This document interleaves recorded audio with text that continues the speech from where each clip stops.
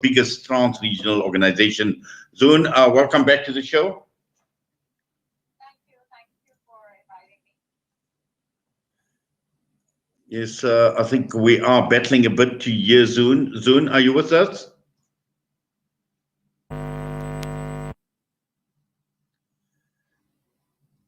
Zoon, are you with us? Yes, I think we seem to be having a problem with Zoon Ahmed Khan, and this is obviously an extremely relevant discussion, considering the magnitude and the size of the member states, and 44% of the world population being represented now. This is huge. This is massive. And considering that the countries that are involved, big players, massive players right across the entire globe, when we're looking at countries like China, when we're looking at India, Pakistan, Russia, and also some of the other member states, we've got countries like Afghanistan, Belarus, Iran, Mongolia. These are member states, and also some dialogue partners like Azerbaijan, Armenia, Cambodia, Nepal, Turkey, and Sri Lanka. Zoon, assalamu alaikum once again. Welcome to the show.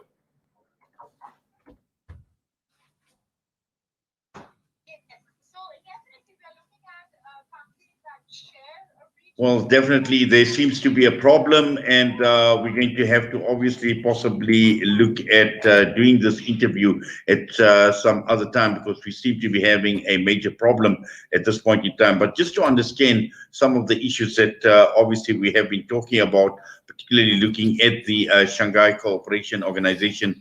Now, this is a Eurasian political, economic and security alliance, and this was some 15 years ago when the organization was formed. Zoon, back with us again. My engineers just informed me. Yes. Yes, we need to can you hear me?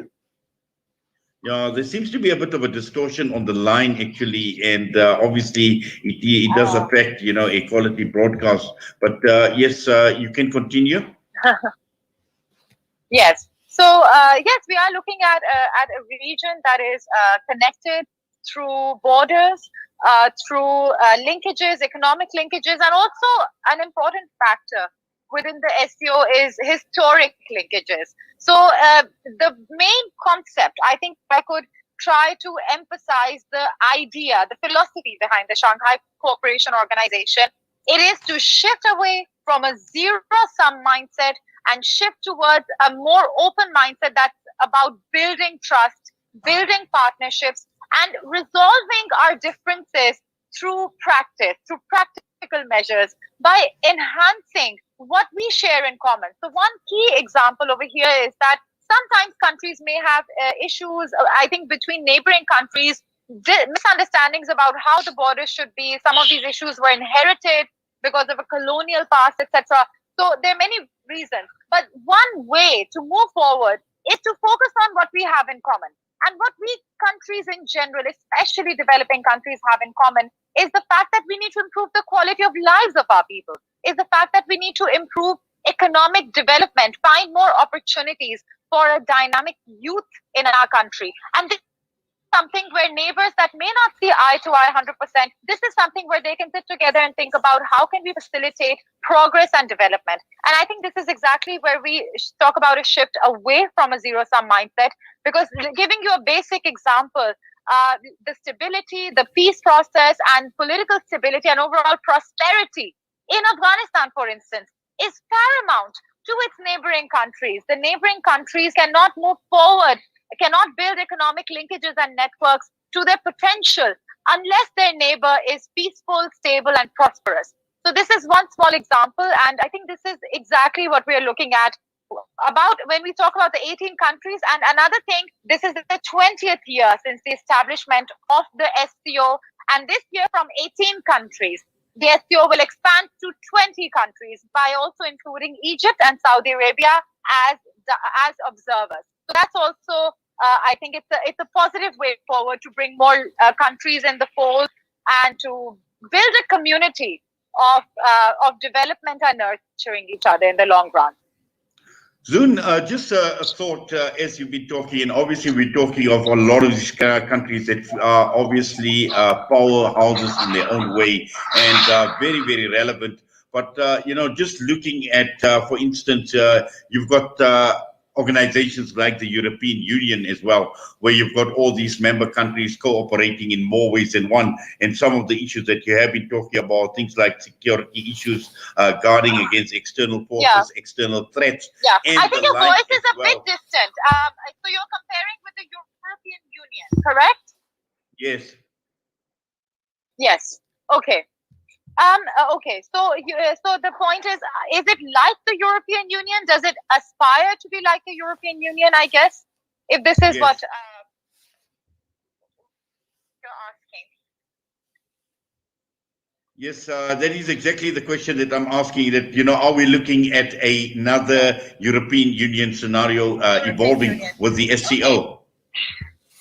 I think that is a very, very important and valid question. So the basic templates, the successful, I would say European Union is a successful case of integration, of cooperation among countries. And it has, and we have other examples such as ASEAN. ASEAN is another key example of successful cooperation, a multilateral effort that brought countries together and created synergy within a region.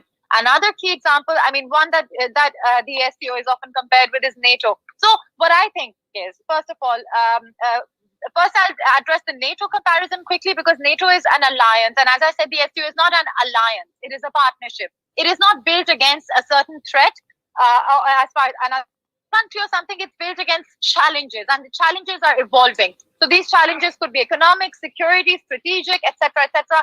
This is why it is a partnership of countries. Secondly, EU. I think EU has an integration model, and we don't have that model in the SCO yet. It's not an aspiration so far.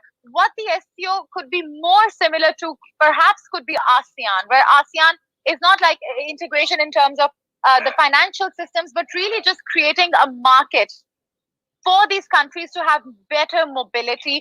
Perhaps ASEAN is relatively more economic oriented. The way ASEAN sets targets for itself and achieves those targets, and these reports, very concrete reports on challenges and experts coming forward, helping address those challenges. This is the kind of structure and professionalism I think the SCO is gradually moving towards. We have departments. So I recently, obviously, we just launched the English language periodical about the Shanghai Cooperation Organization, the Shanghai Review. And in that, we also talk about what is the structure of the SCO. It has also an economic structure within an economic division, which looks at economic affairs. There are other bodies under the SCO that coordinate with the ministries of commerce of these countries, members, observers, dialogue partners all together. So they're facilitating, they're still solidifying the structure, the exact how those bodies are going to work. And an aspiration is, in terms of economy, ASEAN. In terms of otherwise better mobility of people, EU can also be an inspiration. But I think the SCO will be its own unique multilateral trans-regional organization. It already encompasses such a bulk of the world in terms of land, in terms of geographic significance, and in terms of people, populations, and youth. So it has to define itself. It has defined itself to a great extent, but it's open to evolving. And we need to, basically, as I mentioned, what we're looking for is a way to create deeper, solid, and better communication between countries through the flow of people, economic goods, trade, etc. Providing opportunities for people whose futures are linked with each other. I think this is another way to look at it. The development of Pakistan is good news for Pakistan's neighbors, for the region at large. The development of other countries within the SCO can have a positive impact. So it's basically, I think the best way to understand SCO in one sentence could be that Asia is rising and we are supporting each other in that rise. So these are developing countries mostly that are supporting each other because they realize that their future, their prosperity is interlinked. Well, we're going to have to leave it at that, Zoon. There's just still so much more that I think you and I can actually talk about, but possibly leave it for another interview, because unfortunately we have run out of time. But as always, we thank you Yes. for your time with us here on Salam Media on News and Views. All the best to you. Assalamu alaikum wa rahmatullah. Thank you. Thank you for having me on the program. Thank you. Allah.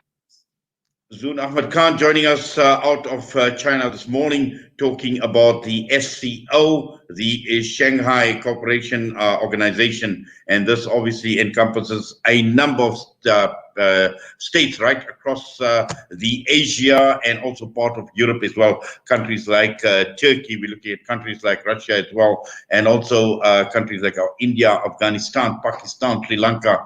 Now, this is very, very relevant considering the fact that a large part, in fact, close on to 50%, 44% of the world's population resides in all these countries. And just to see how the SCO develops or evolves over a period of time and what impact it can make globally. The time is just headed straight for 10 a.m. It's time for me to sign off.